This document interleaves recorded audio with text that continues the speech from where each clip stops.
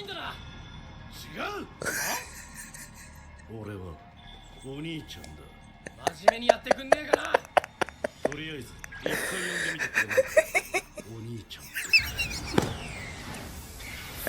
just making brothers everywhere. Hi everyone, I'm going to react to Jujutsu Kaisen Season 2, Episode 22, Metamorphosis Part 2. Last episode, Mahito went through a metamorphosis, but then he got defeated by Yuji and everything. And Yuji was about to land the final blow, but then Geto showed up and was like, "Do you want my help?" I'm like, "Please don't help him." Boogie Woogie is gone because he his hand is not there anymore, so he can clap. So Boogie Boogie is gone. Oh, when that necklace dropped, and then it was a picture of the girl and Yuji. I'm like, oh, I don't know. I hate that Boogie Woogie is gone.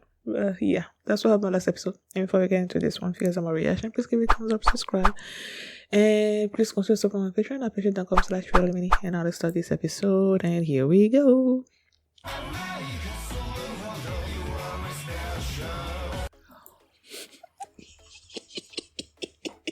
I feel like I keep on rewatching Jujutsu Kaisen almost every episode of Jujutsu Kaisen, and this one is not gonna be different.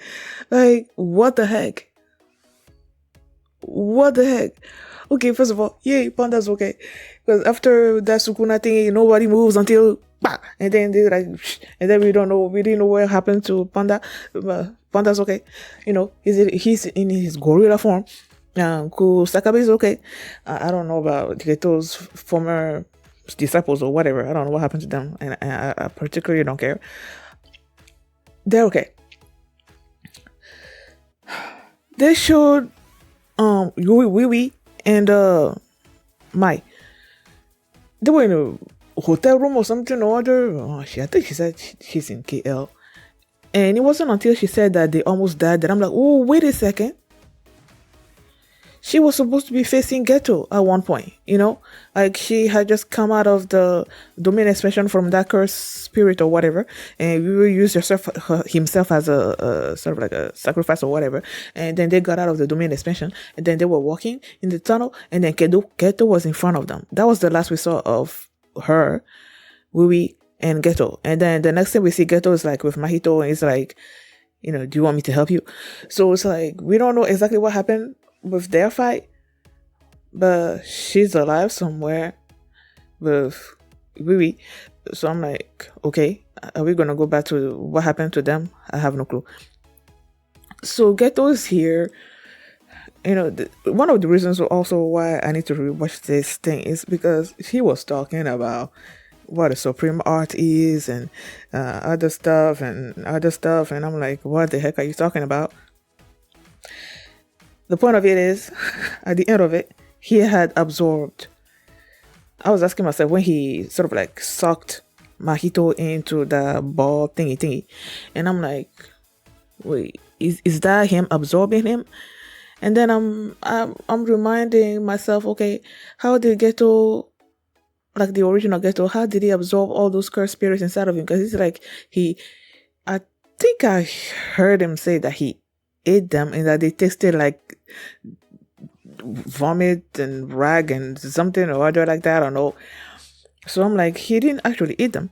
But then after he sucked Mahito into the ball thingy, he swallowed it. So I'm like, okay. So now he has Mahito's ability and whatnot. And then before I get there, he swallowed it, right? And he's there, Yuji's there, and he's there, and Yuji's did you say Geto? So he's the one that has Gojo. So he was running after him, give me Gojo, but then he started using his curse spirits and whatnot on Yuji. And after he absorbed Mahito, that's when you noticed the girl that on the broom from the Kyoto school was up there, and then they showed the others, and I'm like, oh, so they're here, and then they started attacking Ghetto, and when you hear is it Miwa? I think it's Miwa.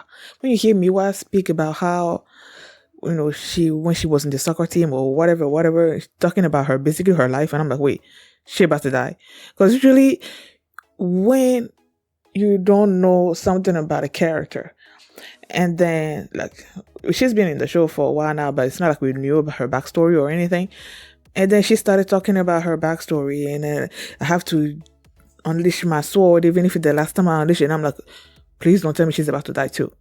I mean, you had Mikamaru do all of this, trying to protect her, sending them on another missions all the way across the world or something, or other places away from Shibuya, and then they showed up again, and I'm like, he did not do all of this for her to die, right?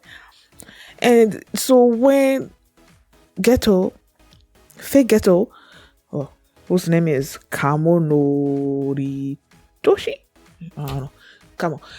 When Kamo basically was about to use Mahito's ability on her, like, touching her was just like the end. So I was like, ugh. I was so worried. But then you hear and then the screen goes black, and I'm like, someone came to help, right? Who came to help? And then they showed Ghetto was like, it's nice to see someone that knows the stuff, I guess, about the domain. What was that called again? There's a term that they use.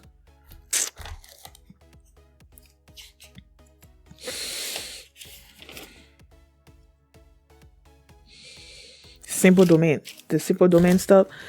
It's nice to know someone that knows about that. And then it was what's his name? I just said it. Kusakabe and Utahime. I think that's her name. Like, they were there, they saved her. I'm like, oh, thank goodness. So they saved her. And then Choso also showed up. I'm so glad that they're giving us sort of like an explanation as to what happened with that. Because he was about to kill Yuji, and then these fake memories started happening in his mind. I'm like, what the heck is going on? So apparently, when his people that he's related to, I guess, are like his brothers, when they're like on the verge of death, when they're about to die, he can sense it because they are blood related and stuff. So when he was fighting Yuji, and Yuji was about to die, he was about to land the final blow or whatever, that's where he sensed that, he started sensing that Yuji was on his deathbed or something, and that's what made him realize that they were blood related as well. How the heck did that happen? How are they blood related? I have no clue, but he believes that, and I guess they are. So now, because he knows that that's his brother, even though his brother killed his other brothers, I'm like, what the heck? So he started fighting Ghetto, and he revealed that, okay, he said he had 3 parents. He has his mom, the cursed spirit that impregnated her, and the sorcerer that did all those experiments and whatever, uses blood and whatever, it's an experiment. And that was the fake Ghetto, Kamo, or whatever. So he's more than 150 years old. Apparently he's been sort of like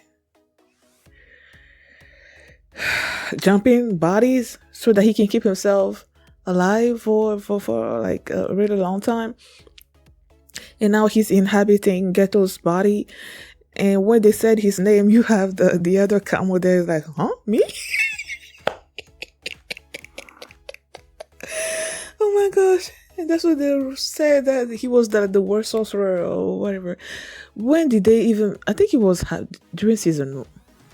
Duh, of course it was during season 1. What other season was there going to be? It was during season 1 that they talked about him I believe when they were talking about the cursed wombs and stuff, like like the siblings and whatnot. I think it was during that episode that they mentioned him.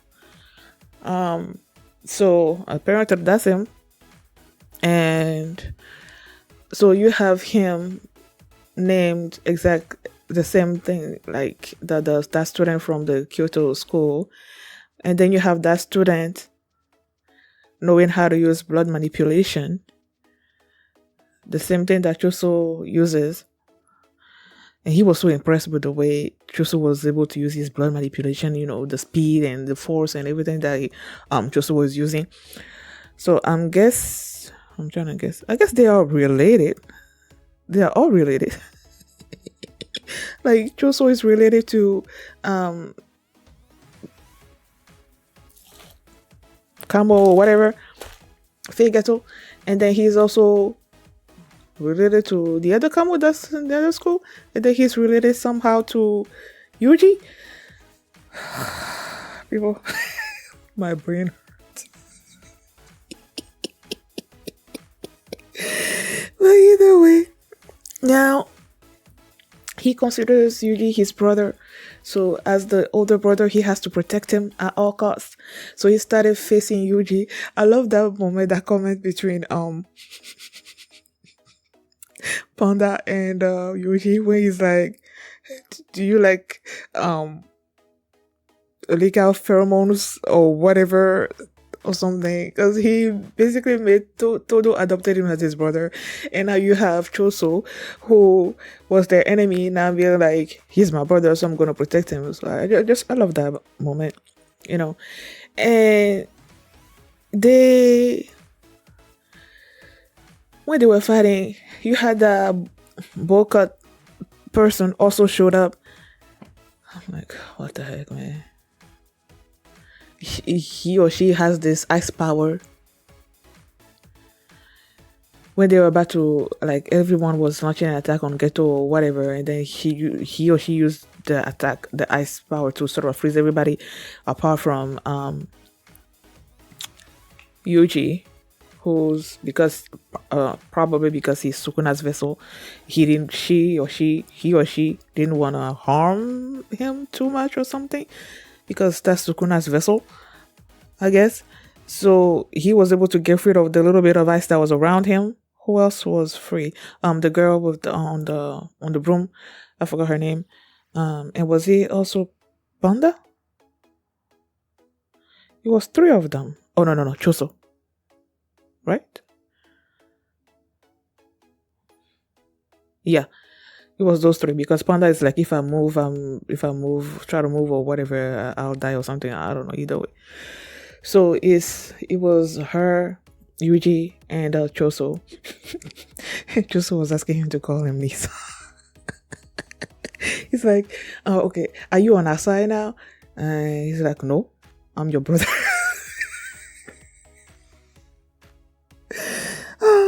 The fact that Choso went from being an enemy to now being an ally, and me not wanting him to die, it's like, what the heck is up with this show, man? Yesterday he was an enemy, and now he's Yuji's brother, his older brother, who's gonna do everything in his power to protect him. And then they were talking also. Geto was like, don't kill them, I need messengers for what? And then the boycott person was like, you only need Yuji, right, as the messenger. What are they trying to do? Like, what are they trying to do? Messengers for what? I don't know. What else happened this episode? Oh, you just the one that saved Choso. I was quickly skimming through it, because Choso was at one point also frozen, and then the boycott person was like, icing his or her fingers and toward him, was about to reach him, and then Yuji came in with the save. How could I forget about this? What happened again? Yeah, I was trying to remember the sequence of events.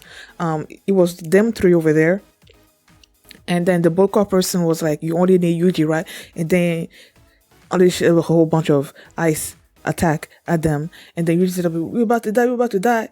And then bam! Those old mentor showed up out of nowhere. I'm like, where the heck did you come from? Like, we only saw her during the flashback this season. Was it this season? No. We saw her first in the first season when Todo was talking about how, where he got the what kind of woman is your type thing from. It was from her. And then this season when they were doing the backstory of Gojo and Geto and everything, and she showed up at one point. Then her and Geto were having this philosophical discussion and whatnot, and then she left. And that was the last time we saw of her. And then she just showed up here.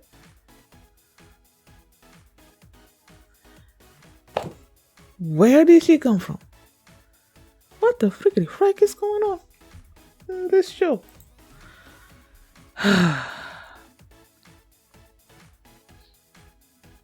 What the heck? That Mimi scene is here. That scene was weird.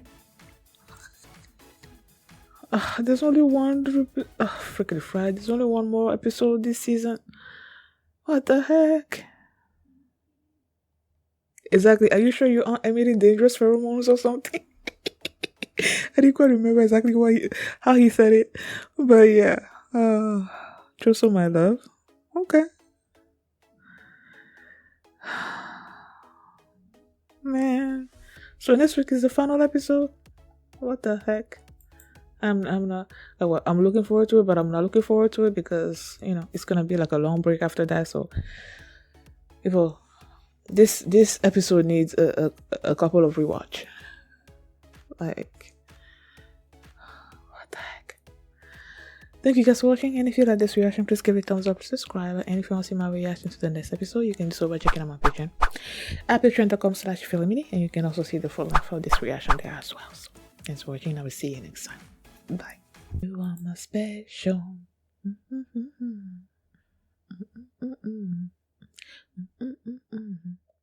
You are my special.